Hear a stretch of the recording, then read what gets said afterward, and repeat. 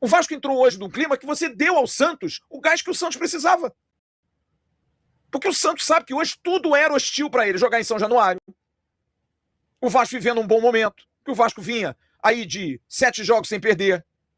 O Santos numa crise, numa dúvida, que vai, não vai, e perde para isso, e perde para aquilo, e empata na Sul-Americana, sabe? O Vasco deu o caminho para o Santos. Fez um primeiro tempo que teve, para mim, 2 pontos muito importantes que decidiram para mim o jogo. Primeiro, a escalação do técnico Pedro Emanuel, que hoje, agora é fácil falar, mas a gente pode dizer que ele errou. E não deu para entender, ninguém entendeu isso. A gente tentou conjecturar alguma coisa ali do Spinelli, de jogar. Mas o Spinelli não é jogador pro Vasco. Não é. Bola bate na canela, ele tenta, ele luta. Mas até para lutar hoje o Spinelli estava estranho. Não estava marcando em cima, não estava tendo saída de bola, sabe, pressionado. O Vasco não marcou saída de bola alta em momento nenhum. Não tirou o conforto do Santos. Ficava ali o Ilharão pro Luan Pérez. Aí vinha o João Schmidt. O João Schmidt errou 2 passes. 2 passes. O Vasco não pressionou a saída do Santos. Não. Assim, meio... O Vasco entrou meio relaxado no jogo, sabe? Meio aquela coisa da tensão. Então, a escalação não deu certo. E a lesão do Jair. A lesão do Jair, por isso que a gente fala. Vai botar o Sousa pra jogar. O Sousa é muito bom jogador. Entrou numa roubada hoje. Mas o Jair não pode sair do time do Vasco. Infelizmente se machucou. Porque o Jair é um jogador de um talento tão grande que ele potencializa outros. Ele potencializa o Thiago Mendes. Ele potencializa o Tietê. E o meio de campo do Vasco hoje foi uma tragédia. O Tietê voltou a ser o velho Tietê, dando chutinho que parece uma criança de fora da área, perdendo gosto porque ele não sabe chutar. E o Thiago Mendes, pra mim, foi assim, dos piores em campo. Se não o pior. Uma partida medíocre, o Thiago Mendes. Toda bola ele queria dar uma caneta, jogou pra ele. Ele queria mostrar que ele joga pra cacete. Aí, Neymar, eu jogo pra cacete. Não gosto de você porque eu jogo muito, eu me garanto. E não se garantiu, amigo. Então a saída do Jair foi fundamental para ruir o mínimo de organização que o Vasco tinha, de meio de campo. Passou o primeiro tempo, ele volta pro segundo tempo, né? Aquela coisa de manter. Mas aí, assim, eu diria que foi a pior atuação do Pedro Emanuel no comando do Vasco. Para mim, ele errou absolutamente tudo o que tentou no segundo tempo. Primeiro, não é que seria a solução dos problemas, mas o Adson não pode ficar de fora. O Adson tem que jogar, tem 5 substituições, já botou o Sousa porque tinha que botar, bota o Adson. E outra coisa, só se cansou, mas não podia ter tirado o Corinthians do jogo. O Colírio tinha tido 2 oportunidades já no início do segundo tempo, um jogador de boa participação, não é nenhum craque, mas um jogador útil, extremamente útil, que pisa na área, tenta o jogo associativo. Claro, tá desentrosado com os companheiros, muito. E aí você tira o Colídio para botar o Marino, para botar o displicente Andrés do outro lado, porque o Andrés é outro que jogou hoje como se estivesse jogando uma pelada. Ele não sabe se dribla, ele não sabe se passa, aí se enrola todo com a bola, aí domina a bola fora da grande área, tá todo mundo dentro da grande área, ele dá um porradão pro gol. Tá todo mundo solto para receber a bola, ele dá um chute fora da área. O jogo dele, totalmente irresponsável. E aí você junta o Marino, o Andrés, e eu não tô culpando o Marino não, porque o Marino não tocou na bola, não fez nada, até tentou uma jogada ou outra, mas não era o jogo para ele. O Vasco precisava ter domínio, o Vasco precisava ter pressão de jogo. Não adianta você espetar atacante se a bola não chega, cara. A bola não chega. Porque a armação de jogo do Vasco de trás, o meio de campo do Vasco, foi muito ruim. O Sousa começou a errar demais, o Sousa não é o Jair. O Sousa é um carregador de piano. Jogador forte, jogador de pegada, mas muito fora do jogo. E não dá pra gente imputar nada a ele. Errou passe, mas tá desentrosado, gente. Estreou numa roubada. Tem um santo bom, porque o Jair machucou pra ele entrar no lugar. Ele não precisou entrar durante o jogo. Uma coisa que fez muita falta, o lado esquerdo, porque o Cuiabano dá uma profundidade que o Piton não dá. O Piton é um jogador extremamente irritante. Irritante. Que você bota o Spinelli na área pro Piton cruzar e não acerta um cruzamento, não consegue cruzar. Com medo, sabe? Medo de jogar. Teve uma bola enfiada pelo Robert Renan em profundidade pra ele, uma belíssima bola. Aliás, o Robert Renan fez um bom jogo. Pô, chuta cruzado, cara. Estou em cima do goleiro, sabe? E aí foi acumulando. Aí o Santos faz 1-0. Em mais uma jogada tradicionalíssima Vasco. Por isso que eu digo que foi uma atuação ruim do Pedro Emanuel, porque o Vasco estava zoneado.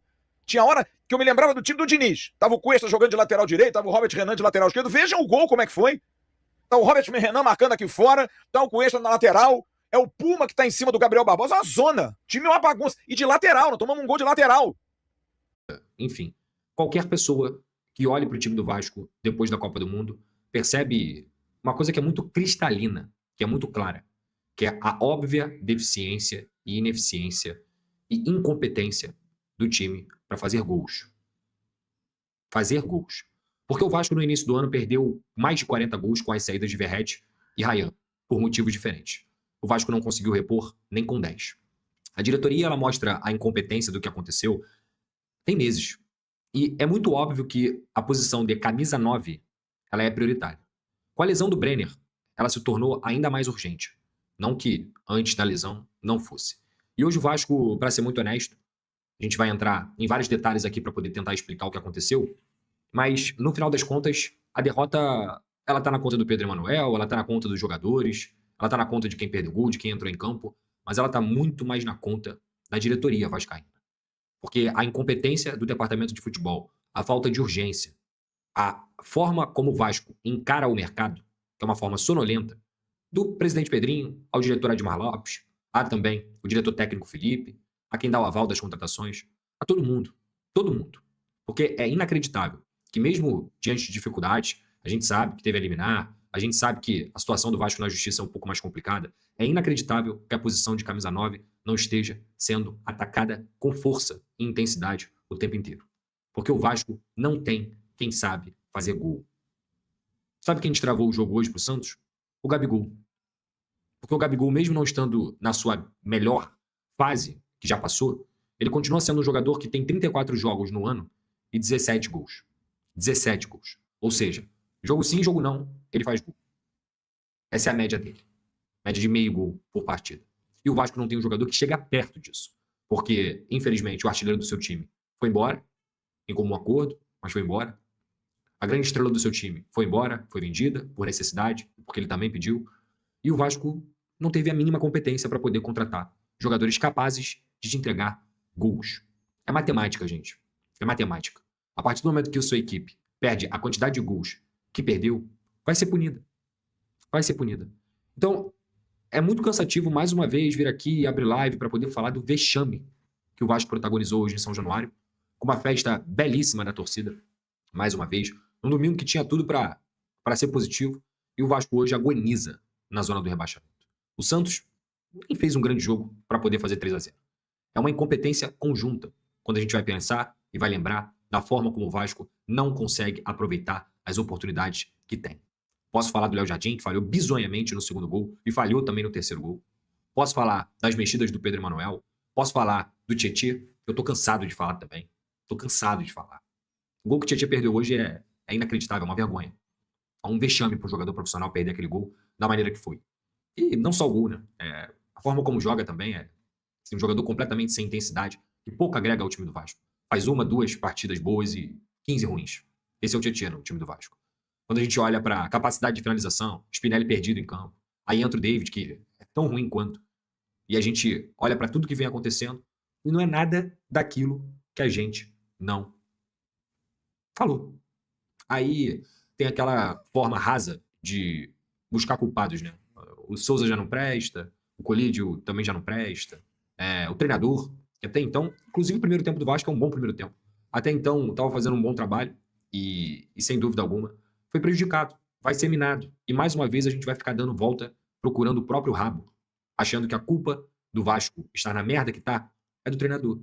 Mais uma vez. Mais uma vez. O trabalho do treinador, que é promissor, que tem coerência, com e sem bola, vai ser minado. Pela incompetência da diretoria em não entregar as peças que o mesmo, inclusive, há 2 coletivas já vem falando.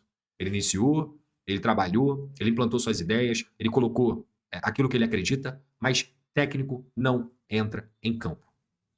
Técnico não entra em campo. Técnico não chuta a bola pro gol. Técnico tem o trabalho de fazer a sua equipe chegar ao terço final com qualidade e se defender com qualidade. E isso o Pedro Emanuel veio conseguindo implantar no Vasco. Contra o Bahia, o Vasco não ganhou porque não tinha um camisa 9 fazedor de gol.